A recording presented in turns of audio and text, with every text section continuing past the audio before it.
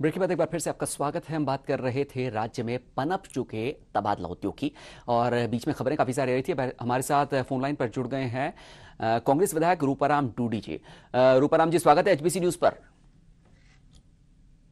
रूपाराम जी, एक अभी कुछ दिनों पहले आप ही ने कहा था कि सरकार में ये चीज पूरी तरह से पनप चुकी है, तबादले जो हुए इनमें जमकर के भ्रष्टाचार हुआ है। रूपाराम जी, मेरी आवाज सुन पा रहे हैं आप?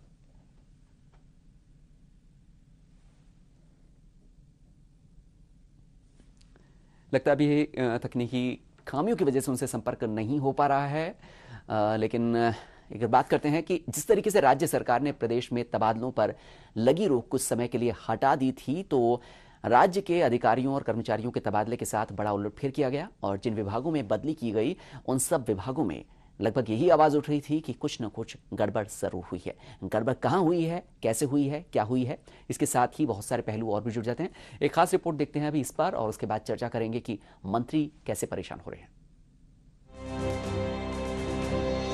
राजस्थान सरकार ने लंबे समय से चल रही तबादलों पर लगी रोक को कुछ समय के लिए हटा दिया है, और अब पूरे प्रदेश में तबादलों का दौर शुरू हुआ। प्रदेश में हजारों की संख्या में कर्मचारियों की जगह बदल दी गई। कई कर्मचारियों को इच्छानुसार जगह मिलने से खुशी हुई, तो कई इस फैसले से नाराज नजर आए, और कुछ इस पर संतुष्टि जाहिर करते हुए नजर आए। लेकिन जिन मंत्री और विधायकों से अपने अपने क्षेत्र में तबादलों के लिए गुहार लगाई थी, उनसे मिलने पर और भी नाराजगी जताई गई। कार्यकर्ताओं को संतुष्ट करने के लिए मंत्रियों के पास सिर्फ तबादले ही बचे थे, जिनके कारण भी मंत्रियों और नेताओं को कार्यकर्ता से खरी खोटी सुनने को मिली। एमपी साहब के पास जाके आया हूँ, और अब मंत्री जी ब्रजकिशोर शर्मा जी के पास जा रहा हूँ। मेरे ससुर जी है शिक्षा विभाग में, तो उनका तबादले के लिए, और बार बार उनका हो रहा है। एमपी साहब नहीं मिले, जितेंद्र सिंह भी नहीं मिले, ब्रजकिशोर भी नहीं मिले। हमारे वहाँ कार्यकर्ता हैं, हमारे वृद्ध माता पिता हैं, उनकी एक पुत्री है मनभर देवी, वो अविवाहित है। वो शनिवार को घर आती है और वापस संडे को चली जाती है, तो वो बहुत परेशान हैं इस बात को लेके। तो हम उसके ट्रांसफ़र के लिए यहाँ पे एप्लीकेशन देने आए यूथ कांग्रेस के लेटर पैड पे के कृपया किया जाए। मंत्री जी नहीं मिले, उनके पीए साहब मिले हैं, उनको एप्लीकेशन दे दी है, और हमें पूरी उम्मीद है कि हमारा काम होगा अपनी सरकार में। पिछले दिनों कांग्रेस पार्टी की बैठकों में पदाधिकारी और कार्यकर्ता लगातार इस मांग को दोहराते रहे कि बंद पड़े तबादलों के कारण उन्हें जनता का गुस्सा झेलना पड़ रहा है।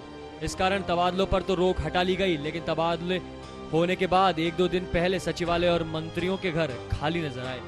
पता चला कि वे अपने क्षेत्र के दौरों पर हैं, और इसका मतलब तबादलों के डिजायर देने वालों से बचने के लिए वो इधर उधर भटकते रहे। यहाँ तक विधायक और नेता भी उन मंत्रियों को खोजते नजर आए। कई मंत्री तो फोन भी नहीं उठा रहे थे। इसके कारण जयपुर में दूर दूर से आए कर्मचारी परेशान ही होते रहे। इस कारण पूरे प्रदेश में दबी जुबान में विरोध के स्वर उगने लगे। तबादलों से नाराज कर्मचारी संगठनों ने भी इसका विरोध करना शुरू कर दिया। कई जगह पर धरने प्रदर्शनों का दौर शुरू हुआ, और कई कर्मचारियों ने प्रतिबंधित जिलों में भी तबादले की मांग उठने लगी। Bureau report, HBC news.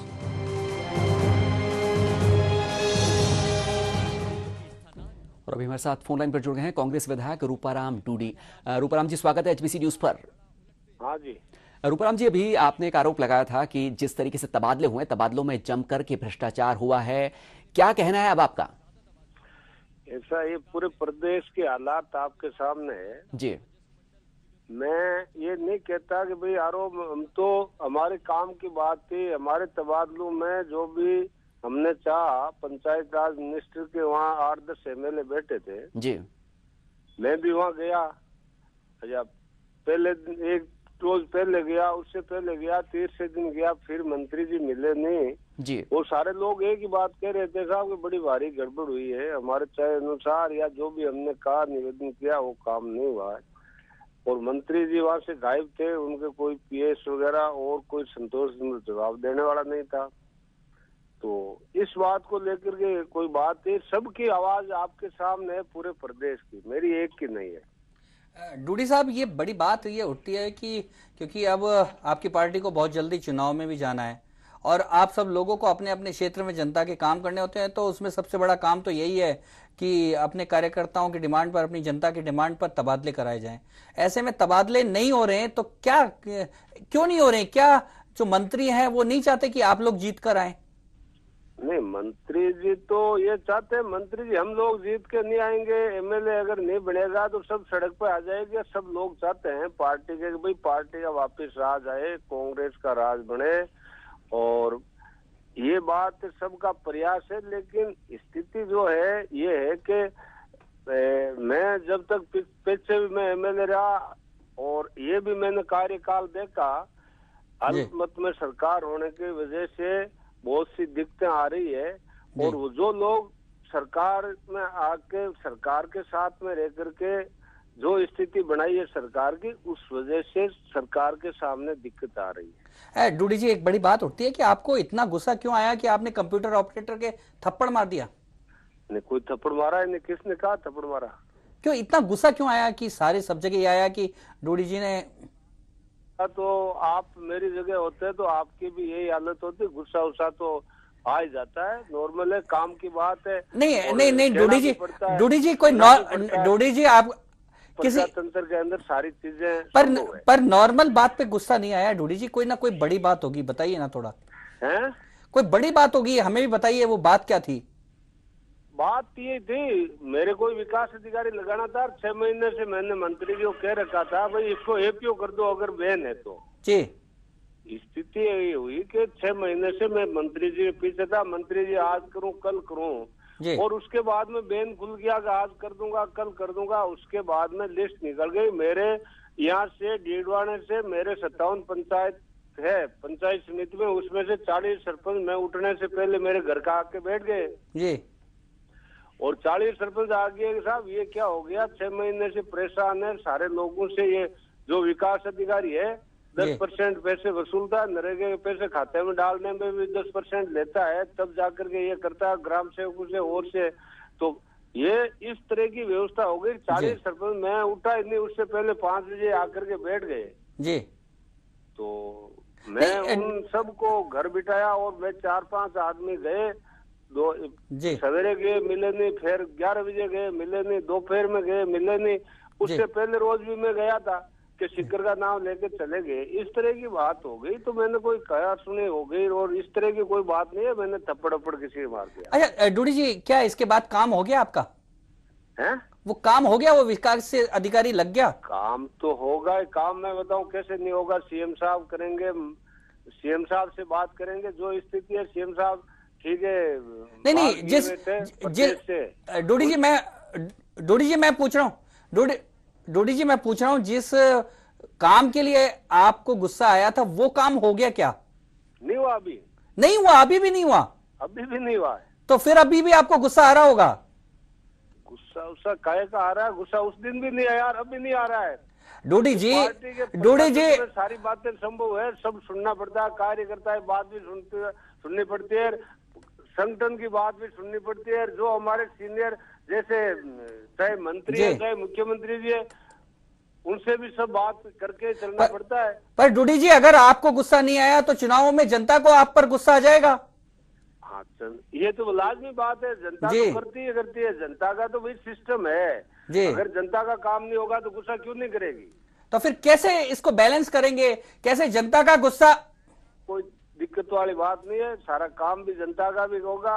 और मेरा निवेदन ये है कि जो भी आप बैलेंस की बात कर रहे हो, काम तो हमारा हो ही रहा है। अच्छा, कोई इस तरह की व्यवस्था हो गई, ठीक है, काम नहीं हुआ, ठीक है, परेशान लोग थे सरपंच वगैरह, तो उस वजह से उनके साथ में जो भी व्यवस्था देनी थी मैंने भी मेरे हिसाब से दी।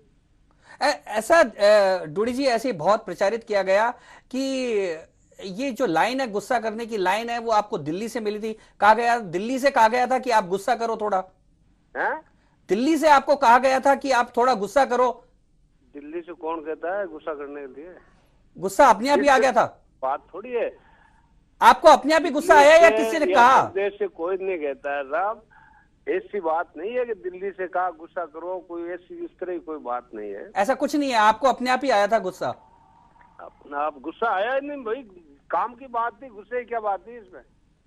अच्छा डूडी जी, एक बात बताइए कि जिस तरह से पूरे जो विधायक है कांग्रेस के बड़े परेशान हैं और सबने ही लगभग गुहार की है, सभी उबल रहे हैं इन तबादलों के बाद, क्या लगता है ऐसा क्यों अपने ही विधायकों के, अपने ही कार्यकर्ताओं के ये सरकार काम नहीं कर पा रही? ये मैंने बताया ना आपको कि भाई सरकार की भी मजबूरी है, मुख्यमंत्री की मजबूरी है, अल्पमत में सरकार है, बाहर से जो लोग आए हैं उनको साथ लेकर के सरकार बनाई है, इस वजह से कई दिक्कतें आती है।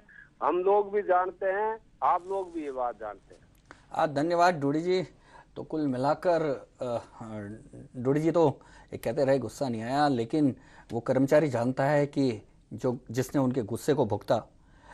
लेकिन लगता है कि राजनीति में गुस्सा बहुत लंबे समय तक नहीं रहता, क्योंकि उनके गुस्से के ऊपर शायद हो सकता है अलाकमान को ज़्यादा गुस्सा आ गया होगा, इसलिए उनका गुस्सा अभी शांत नजर आ रहा है। दीपक, तो जिस पूरी ये मामला क्या था, इस मामले पर भी एक निगाह डाल लेते हैं। दरअसल तबादलों का जिन्न जो कि काफ़ी दिनों से सरकार के पीछे पड़ा हुआ था, आंतरिक गुटबाजी साफ तौर पर दिखाई देने लगी। विधायकों ने मंत्रियों को घेरना शुरू कर दिया। हालात इस तरह बिगड़ गए कि धक्का मुक्की के साथ ही मंत्री पर भ्रष्टाचार के आरोप की भी खबरें सामने आने लगी। दरअसल इस पूरे मामले में हुआ ये था कि कुछ विधायक थे जो इन तबादलों को लेकर वहां पहुंचे, आरोप लगाए उन्होंने, आरोप प्रत्यारोप का दौर शुरू हो गया और आखिरकार वो वहां पहुंचे और उन्होंने वहां जो ऑपरेटर मौजूद था उसके साथ भी थोड़ी सी ये कह सकते हैं, मंत्री जी का कहना ये था कि उन्हें गुस्सा नहीं आया था, लेकिन फिर भी वहां पर कुछ ऐसा ही एक मामला खड़ा हो गया था। फिलहाल बात करते हैं प्रताप जी, एक बड़ी बात जो हमने देखी कि जब ये पूरा घटनाक्रम हुआ उसके बाद में अगले दिन ये भी आ गया, अखबारों में भी खबरें आई थी,